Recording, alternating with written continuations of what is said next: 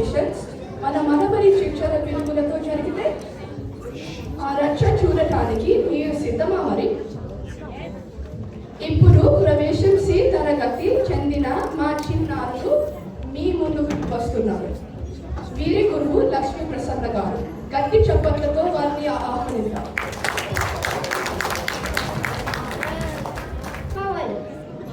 ఈ రోజు మన బడి స్టూడియోస్ లో ఒక మూవీ ఆడిషన్ జరుగుతున్నాయి. మరి చూద్దామా ఎవరెవరు వస్తారో.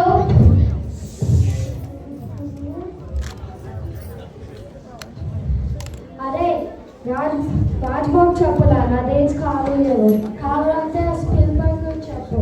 నెక్స్ట్ మూవీ మార్స్ మీద చేద్దాం. ఇంకా అయిన సమయం ఏం లేకుండా వచ్చిన మాట మన సినిమా బడ్జెట్ అంటే కథ బాగుంటుంది, కానీ నా దగ్గర డబ్బుకి ఇబ్బంది లేదు. కావాలంటే ఈ ₹5 చాక్లెట్ తీసుకోండి. మా అమ్మ పాకెట్ మనీ ఇవ్వగానే సెటిల్ చేస్తారా? ముందు మీరు ఇక్కడ సెటిల్ అవ్వండి. అరే, హీరో విలన్ని కొడితే గాల్లోకి వెళ్ళాలి. అలా వెళ్ళినోడు కనీసం 2 రోజులు అయినా కిందికి రావాలి. ఈ లోపే మన సెకండ్ పార్ట్ షూటింగ్ కూడా చేసేద్దాం. వచ్చేసాడు మన ఆస్కర్ ఆనందరావు. ఈయనే మన డైరెక్టర్ సార్. నమస్తే. నమస్తే.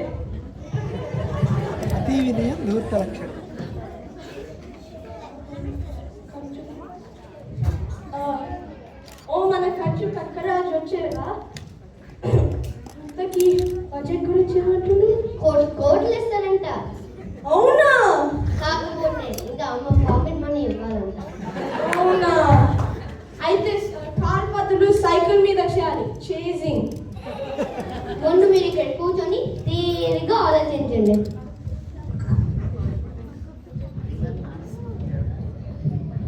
వస్తున్నా వచ్చేసా. ఎవరు సార్ మీరు? పుష్పరాజ్ పైనే కదా సార్. అలాంటినారా? కానీ మా మరబడిలో ఫ్లవర్ అంటున్నారా, అందుకే ఫ్లవర్ అని పెట్టుకుంటున్నా. నువ్వు కమిట్ చేయకు. ఒకసారి కమిట్ అయితే నా మాట నేనే ఎందుకనగా, ఎందుకంటే నా మాట నాకే అర్థం. సరే సార్, మీరు వెళ్ళి ఇక్కడ కూర్చోండి.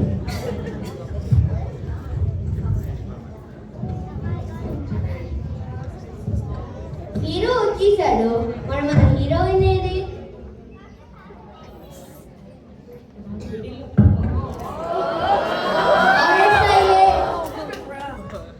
నా పేరు గ్లామర్ గజలక్ష్మి అండి.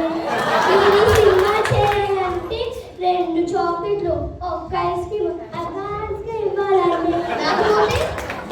ఇవ్వకపోతే నేను పక్క వీధిలో జరిగి బొమ్మల పెళ్లి షూటింగ్కి వెళ్ళిపోతాను. మాట్లాడి మీకు చాక్లెట్ పంపిస్తాను. మీరు కూర్చోండి.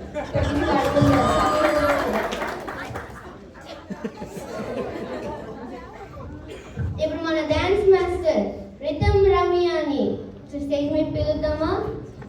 రితం ఒకసారి చూద్దామా? ఒకసారి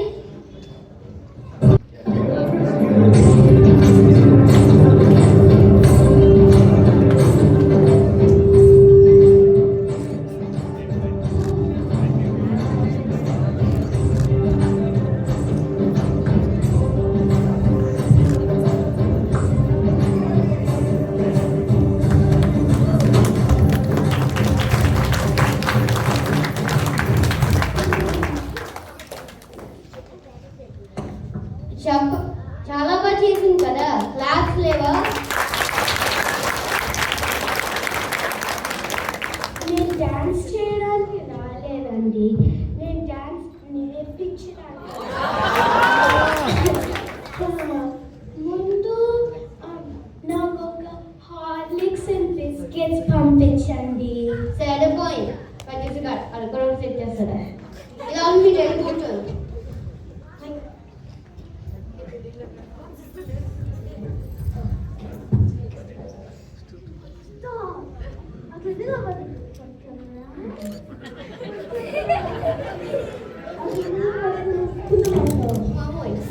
సార్, ఇది మీరే ఎవరు సార్?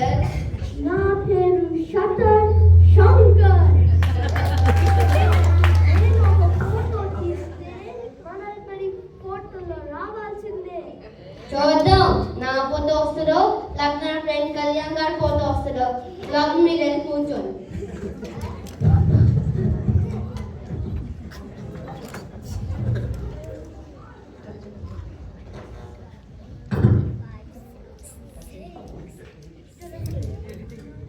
ఏమనుకోలేదు ఇప్పుడు వరకు. అయితే మీరెవడు? నా పేరు కత్తెర కాంతం. అనవసరమైన వాటిని తీసేస్తుంటా. ఇప్పటి వరకు మీరు ఏమేమి తీసేశారు? నా బుర్రలో నుంచి హోంవర్క్ చదువులు, నా లైఫ్లో నుంచి హోంవర్క్ అన్నీ తీసి పడేశాను. నీకు కావాలంటే చెప్పు, నీ స్కూల్లో క్లాసెస్ని అన్నీ తీసేస్తాను. వద్దు కాంతం గారు, మీరు వెళ్ళి కూర్చోండి. మనకి ఇప్పుడు ఒక కథ కావాలి కదా. ఆకాశంలో కాకులు, నా రాత్రిలో షాకులు. సూర్యుడు వచ్చింది వెలుగు కోసం, నేను రాసింది మీ కళ్ళు తిరగడం కోసం. కదా కాలం కమల గారు. నా కథలో లాజిక్ ఉండదు, ఓన్లీ మ్యాజిక్. ఇంటర్వెల్లో హీరో ఎలా ఉంటాడో విలన్ కి తెలీదు, విలన్ ఎలా ఉంటాడో హీరోకి తెలీదు. క్లైమాక్స్ అని తెలుస్తుందా? క్లైమాక్స్ లో కథ ఏంటో నాకే తెలీదు. వీళ్ళందరూ మనం ఒక సినిమా తీయాలా?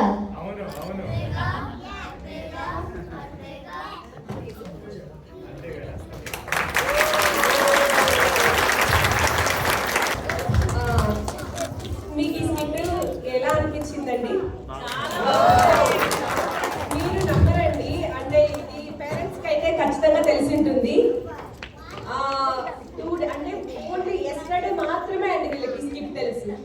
వాళ్ళ ఎక్స్ప్రెషన్స్ కానీ, వాళ్ళ డైలాగ్స్ కానీ, వాళ్ళు అంతే ఎందుగా చేయడానికి కానీ, వాళ్ళు ఓన్లీ వాళ్ళు తీసుకునేది ఒక్కటే ఒక రోజు. అంటే ప్రవేశం అంటేనే ముందు రాబోయే తరగతులకు ఒక పునాది లాంటిదండి అది.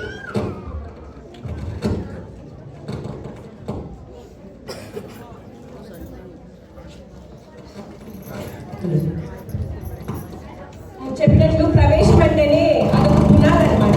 నెక్స్ట్ రాబోయే తరగతులకు పిల్లలు ఎంత బాగా ఆ పునాది మీద గట్టిగా నిలబడితే వాళ్ళకు తర్వాత వచ్చే తరగతులు అంత బాగా వాళ్ళకు అర్థమవుతాయి.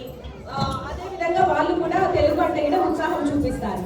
అందుకే ఇది నా 2వ సంవత్సరం అండి ప్రవేశం క్లాస్ తీసుకోవడం. నేను ఈ పిల్లలతో రియల్లీ నేను మంచిగా ఎంజాయ్ చేస్తా. అలానే చాలా స్మూత్గా డీల్ చేస్తా అనేం కాదు, మంచిగా చెప్తారు, మంచిగా వింటారు, మంచిగా నేర్చుకుంటారు. ఆ డైలాగ్స్, ఎక్స్ప్రెషన్స్ వాళ్ళు ఒక్క రోజే క్యాప్చర్ చేశారంటే తెలుగు ఎంత బాగా వాళ్ళు తీసుకుంటున్నారు వాళ్ళకని మనకు అర్థమవుతుంది. ఎస్పెషల్లీ నేను థ్యాంక్స్ చెప్పాల్సింది పేరెంట్స్ కండి. నేను 9 o'clock పెట్టాను గ్రూప్లో, తల్లిదండ్రులు మీరు వదిలేస్తారా పిల్లల్ని, నేను ఇలా స్కిట్ చేపిస్తాను అని. ప్రతి ఒక్కరు రావడము, ఉండడము, మళ్ళీ వాళ్ళు నేను చెప్పిన ఫీడ్బ్యాక్ మళ్ళీ వాళ్ళు తీసుకోవడము, ప్రతి ఒక్కటి చాలా బాగా చేశారు. ధన్యవాదాలండి అందరికీ.